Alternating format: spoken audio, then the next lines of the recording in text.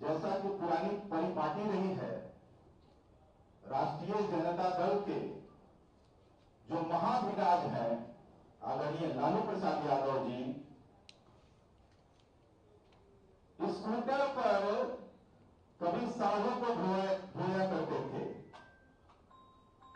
वही परंपरा को आगे बढ़ाते हुए तेजस्वी जी ने एक नई परिपाटी की शुरुआत करते हुए मतदाता सूची में भी उसी परंपरा को लागू करने का जो प्रयास किया है, उसका जीता जाता आज उदाहरण कल उन्होंने स्वयं ही प्रस्तुत किया।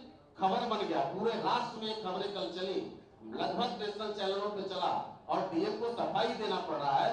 ये सफाई नहीं, इनकी सफाई करनी पड़ेगी। ये जो ऐसे लोग हैं जो गड़बड़ झाला करते रहते हैं और संवैधानिक संस्थानों को डराने धमकाने, जनता को गुमराह करने का प्रयास करते हैं, इन लोगों पर निश्चित तौर पर कार्रवाई होनी चाहिए। लोकतंत्र की यही खूबसूरती है कि कोई राजा हो, रंक हो, फकीर हो, सबके ऊपर कानून का डंडा समान रूप से चलना चाहिए। और ये जो बिहार में हम लोगों का यूएसपी है सुशासन राज में, ये दिखना चाहिए।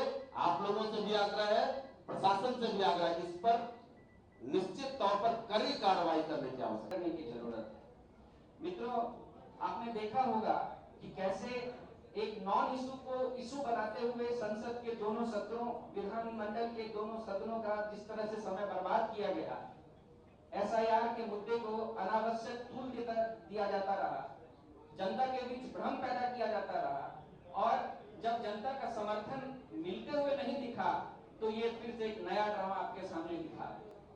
जिस तरह से पीसी हुई, उसे तो साफ समझ में आता है कि आदरणीय तेजस्वी जी के जो प्रधान सलाहकार हैं और उनके जो सेवानिवृत्त पदाधिकारी हैं, आजकल वो भी उनका सही ढंग से सहयोग नहीं कर पा रहे। तो जिनको अपनी पार्टी में ही प्रॉपर सहयोग न मिले और इस तरह की गतिविधि में वो शामिल हो जाए, तो उस पर विचार करने की जरूरत है।